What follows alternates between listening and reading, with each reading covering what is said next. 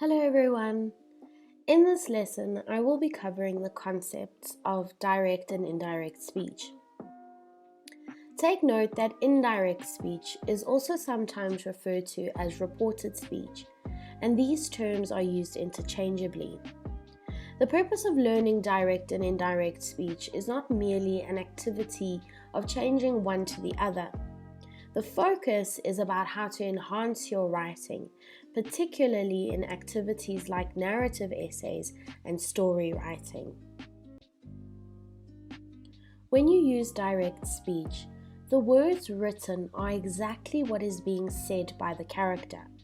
In other words, you repeat what someone has said using exactly the words that they used. Direct speech includes punctuation, such as quotation marks, commas, etc. Consider the following example of Garfield, where he says, "I hate Mondays." If we had to write Garfield's speech using direct speech, we would have to write the character's name and action. So in other words, Garfield said. We'd add a comma, open inverted commas, write the exact words spoken by the character, "I hate Mondays," add a full stop or exclamation mark or question mark depending on the context, and lastly, close the inverted commas. Indirect speech is a way of expressing a person's statements, questions, or other expressions without quoting them explicitly, as is done in direct speech. As I said in the beginning of this video presentation, remember that indirect speech is sometimes also called reported speech. One way to remember indirect speech is to treat it as the conversation as it might have been told or reported to someone who did not hear the original dialogue or original words that were spoken. Many changes occur when we convert a sentence from direct to indirect speech. We will go through each of these changes in detail throughout the rest of this video presentation. The first set of changes when changing a sentence from direct to indirect speech is the punctuation. You would need to remove the commas, inverted commas, question marks, exclamation marks, and capital letters. However, do not remove the capital letters of the proper nouns, such as people's names and the names of places. Here are some examples. Mom asked, "Where have I left my cell phone?" In indirect speech, it would read, "Mom asked where she had left her cell phone." Notice that I have removed the comma, the inverted commas, replaced the question mark with a full stop, and the capital W in the word where has become a lowercase w. A second example is Dad shouted, "Kyle, you need to clean your room." In indirect speech, it reads, Dad shouted that Kyle needed to clean his room. Here I have removed the comma, the inverted commas, and replaced the exclamation mark with a full stop. However, the capital K in the name Kyle remains a capital K, as Kyle is a proper noun. The next of the changes that occur when changing a sentence from direct to indirect speech is the pronouns. Pronouns change to ensure that the sentence keeps its meaning. Here is an example. Carly said, "My family and I are going to the movies today." The pronouns in this sentence are the word my and the word I. Note how the pronouns have changed in this sentence. The sentence in indirect speech now reads, Carly said that she and her family would be going to the movies that day. The pronoun my becomes she, and the pronoun I becomes her. The next change that needs to occur when changing a sentence from direct to indirect speech is with regards to the introductory verb and the word that. Introductory verbs are words like said, says, stated, declared, exclaimed, asked, complained, etc. Insert the word that after the introductory verb to link the introductory verb to the spoken words. Here is an example. James says, "I love the smell of popcorn at the movies." When we change it into indirect speech, the sentence now reads, James said that he loved the smell of popcorn at the movies. Notice that after the introductory verb said, I have inserted the word that. The next change when writing a sentence into indirect speech is with regards to question verbs. These are introductory verbs that form questions. These include words like asked, inquired, questioned, queried, etc. You would need to insert the words if or whether after the question verb in a sentence that is a question. Here is an example. The children asked, "Can we buy sweets?" I could have written this using indirect speech in two ways.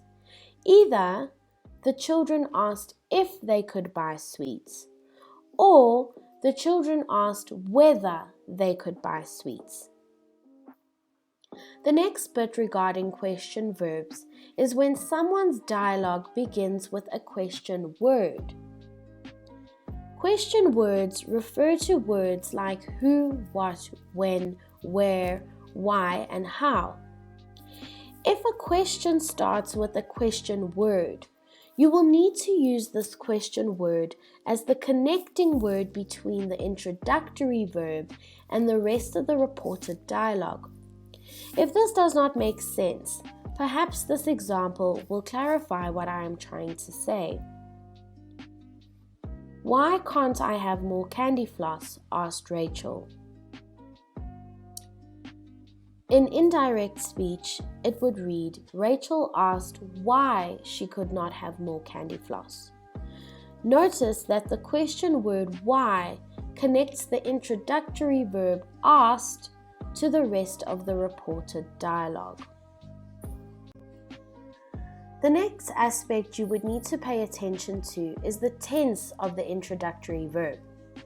If the introductory verb is in the present tense, report the speech or write it in indirect speech as if it has just been said. For example, Nadine says, "I am feeling dizzy today." In reported or indirect speech, the sentence now reads, Nadine says that she is feeling dizzy today. Notice that the introductory verb says is in the present tense. Therefore, when I write the sentence in indirect speech, I keep the introductory verb says in the present tense, and the rest of the reported dialogue, in this case, that she is feeling dizzy today, also remains in the present tense. If the introductory verb is in the past tense and what is reported has already occurred, report the spoken words in the past tense by putting them one stage back in terms of tense. Here is an example.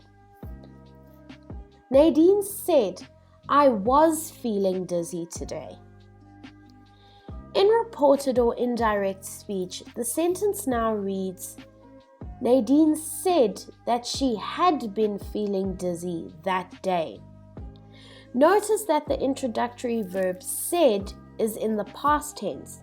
Therefore, when I write the sentence in indirect speech, I keep the introductory verb said in the past tense, but the rest of the reported dialogue is now a step further back into the past. In other words, the word was becomes had been, and the word today becomes that day. The more sentences you work through and practice, the easier this will become. When writing a sentence using indirect speech, adverbs of time and place change if the sentence is written in the past tense. Adverbs like here become there, this becomes that, now becomes then, today becomes that day, yesterday becomes the previous day, the day before yesterday becomes 2 days ago, tomorrow becomes the following day, and the day after tomorrow becomes in 2 days' time. Here is an example. Tato said the rugby match is tomorrow.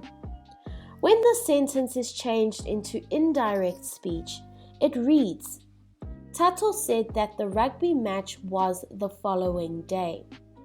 Notice that the adverb of time, the word tomorrow, is changed into the phrase the following day. These adverbs and the phrases they become in the past tense are things you would merely need to memorize. When a sentence written in direct speech is a command, this often becomes very confusing because how do we write a command in reported or indirect speech? If a sentence is a command, there are 2 ways to change it into indirect speech. Here is an example. The teacher ordered, "Children, do your work." When I change this command into indirect or reported speech, the sentence would become, the teacher ordered the children to do their work, or I could have written it, the teacher ordered that the children should do their work. What I have done here is provided an explanation of what the teacher commanded the children to do. This is how you would approach changing commands that are written in direct speech into indirect speech. The last aspect that you would need to pay attention to when changing sentences from direct to indirect speech is exclamations. Exclamatory words such as ouch, hooray, wow, and my goodness, for example, cannot be used in indirect speech.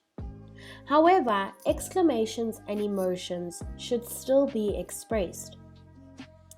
What we do is we express these exclamations and emotions by describing them.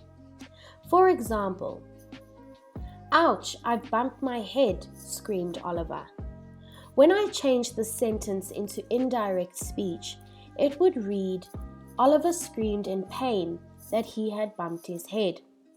Notice that I have described Oliver's word ouch by explaining that he screamed in pain. Another example is Tina shouted, "Hooray! Liverpool won the game." The exclamatory word in this sentence is hooray. I could describe this exclamatory word by stating Tina shouted with joy that Liverpool had won the game. Thank you for viewing this video presentation. If you have any questions, please contact your relevant English teacher. Please also subscribe to my YouTube channel for more English content.